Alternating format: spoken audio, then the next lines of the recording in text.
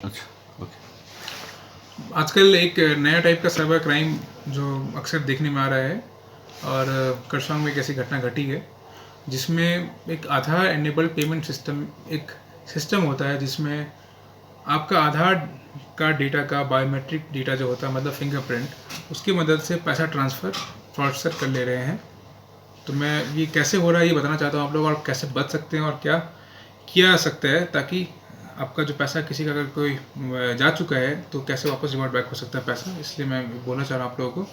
सबसे पहले ये बोलना चाहेंगे कि आधार एनुअल पेमेंट सिस्टम में क्या होता है, जब भी आप कोई पॉइंट ऑफ सेल या कोई भी जो CSP होते हैं बैंक के, अगर आप कुछ पैसा ट्रांसफ़र करना चाहते हैं, अगर आप रिमोट एरिया में रहते हैं, आपके यहाँ पे अगर ATM की फैसिलिटी नहीं है, बैंक्स नहीं है, तो बहुत सारे सर्विस कस्टमर सर्विस पॉइंट और ऐसे पॉइंट ऑफ सेल्स खुलते हैं बैंकिंग कॉरेस्पॉन्डेंट के थ्रू, जहाँ पे आप जाकर के अपना आधार नंबर एंटर करके अपना बायोमेट्रिक डेटा देके बेसिकली अपना फिंगरप्रिंट को स्कैन करा के आप ऑथेंटिकेट कर सकते हैं कि you want to transfer some amount from your Aadhaar linked bank account to a particular person.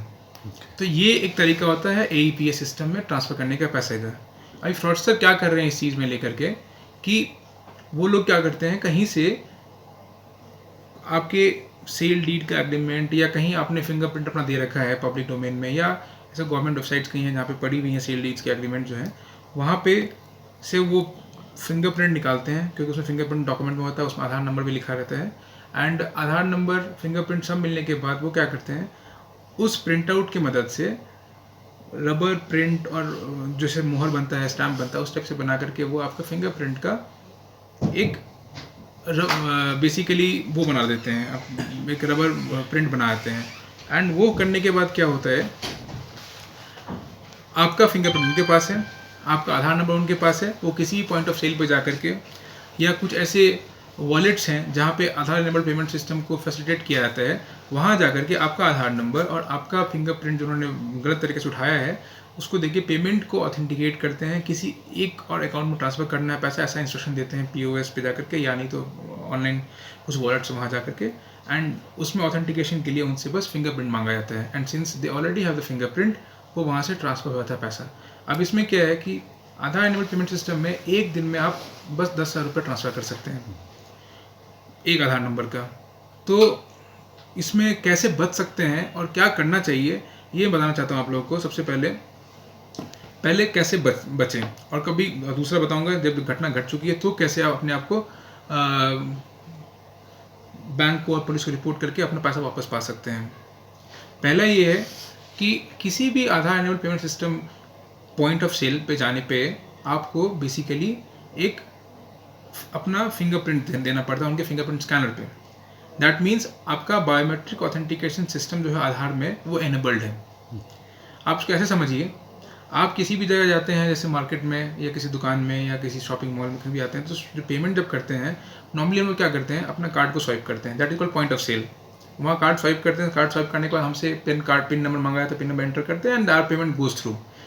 AEPS आप सही समझ सकते हैं कि आप वहाँ पे अपना कार्ड नंबर ना डाल के कार्ड स्वाइप ना करा के वहाँ पे आधार नंबर देंगे उसको पॉइंट ऑफ सेल पे जा करके आपका आधार नंबर एंटर किया जाएगा एंड वेरिफिकेशन के लिए आपका फिंगरप्रिंट यूज़ किया जाएगा। देन दैट मीन्स कि आपका ऑथेंटिक ट्रांजैक्शन है एंड ट्रांजैक्शन गो अहेड हो जाएगा। लेकिन इसमें फ्रॉडस्टर जो है गलत आपका फिंगरप्रिंट तरीके से उठा लेते हैं और यूज़ करते हैं। तो आप सबसे पहले क्या करना है, आपको ब्लॉक करना है। एक M आधार ऐप है, M आधार ऐप इंस्टॉल करें आप लोग। M आधार ऐप में जा करके वहाँ पे अपना आधार कार्ड इंटर करना पड़ता है फर्स्ट जब टाइम जब इंस्टॉल करते हैं। M आधार ऐप इंस्टॉल करने के बाद आधार नंबर दीजिए, then you will get an OTP from जो UIDAI का सिस्टम है। वहाँ से आने के बाद आप लोग OTP डालने के बाद आपका M आधार ऐप में आपका आधार लिंक हो जाता है। Then you will see in that M Aadhaar app एक ऑप्शन होता है लॉग बायोमेट्रिक ऑथेंटिकेशन, सामने दिखेगा आपको। वहाँ पे क्लिक करने के बाद आपसे फिर से OTP मांगेगा एंड फिर आप OTP एंटर करें और आपका बायोमेट्रिक ऑथेंटिकेशन लॉक हो गया। That means now if somebody wants to use your biometric system, biometric fingerprint, तो वो यूज़ नहीं कर पाएगा। आप भी अगर यूज़ करना चाहें कहीं पे आप जाके जहाँ फिंगरप्रिंट यूज़ किया जा रहा है वहाँ भी यूज़ नहीं कर पाएंगे। लेकिन इसका तरीका क्या है, जब आप इससे बचना चाह रहे हैं तो आप हमेशा ऑफ रखिए बायोमेट्रिक ऑथेंटिकेशन को। जब आपको सिस्टम यूज़ करना है, आपके पास M आधार ऐप है, आप इमीडिएटली फिर उसको इनेबल कर दीजिए, अपना काम कीजिए, फिर से आप उसको लॉक कर सकते हैं। ये करने से कोई समस्या नहीं होगी। ये हुआ कि सबसे पहले बचे कैसे। नंबर 2 क्या है, अननेसेसरी लोग बहुत पैनिक कर रहे हैं कि उनके अकाउंट से पैसा जा रहा है, कैसे बच पाएंगे, उनके बिना जाने हुए सब कुछ हो जा रहा है।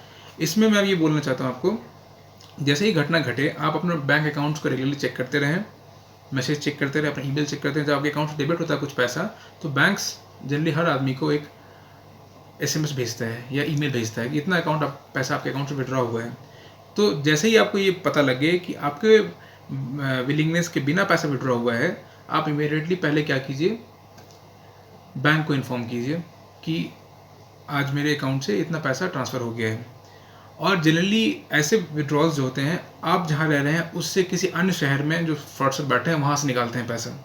तो आप क्या कर सकते हैं इस केस में, अपने नियरेस्ट ATM जो है, नियरेस्ट बैंक ATM, वहाँ जा करके इमीडिएटली जब पैसा निकलता है, इमीडिएटली जाके आप वहाँ पे क्या कर सकते हैं, अपना कोई एक्टिविटी कर सकते हैं ATM में जाके, मिनी स्टेटमेंट निकाल सकते हैं या कुछ कैश विड्रॉ कर सकते हैं। इससे क्या है, आपके एक प्रूफ बन जाएगा कि आप लोगों ने, कि आप फॉर एग्जाम्पल दार्जिलिंग के निवासी हैं, तो दार्जिलिंग में आप उस समय थे जब पैसा विड्रॉ हुआ था।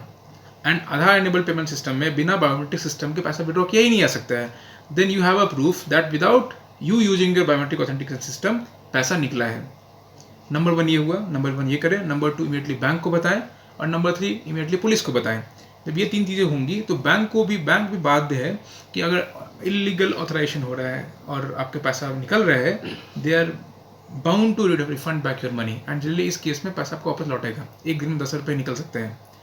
तो ये हुआ घटना घट जाने के बाद क्या करें, और घटना ना घटे उसके लिए मैंने आपको बताया एम आधार ऐप इंस्टॉल कर ले, तो आसानी से आप बच सकते हैं। कोई पैनिक करने की बात नहीं है। जब भी पैसा निकल रहा है, जो मैंने तरीका बताया, ये करने के बाद पैसा वापस आ जाएगा आपके अकाउंट में। लेकिन ये ना हो उसके लिए मैंने आपको एम आधार ऐप बताया। तो दार्जिलिंग में कितना ये घटना हो चुका है? अभी तक हमारे पास करसोंग थाने में एक केस ऐसा रिपोर्ट हुआ है। तो मैं चाह रहा था कि और भी केस हमारे रिपोर्ट ना हो, इससे बचने के लिए मैं चाह रहा था लोगों को पहले अवगत करा दूं ताकि लोग बच पाएँ। तो हैकर के लिए क्या सोचा है आप दार्जिलिंग पुलिस ने? जो अकाउंट हैकर है, जैसे कि 2-3 दिन पहले हमारा एक सिस्टर का करीबन 50,000 निकाल दिया हैक करके, तो उन्होंने क्राइम ब्रांच में वो किया है, कंप्लेन किया है।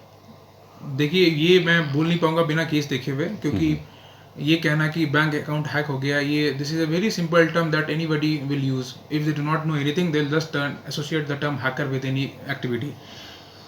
कुछ ना कुछ डिटेल शेयर हुआ होगा, जी, बिना केस देखे मैं कमेंट नहीं कर सकता इस चीज़ को। ओके।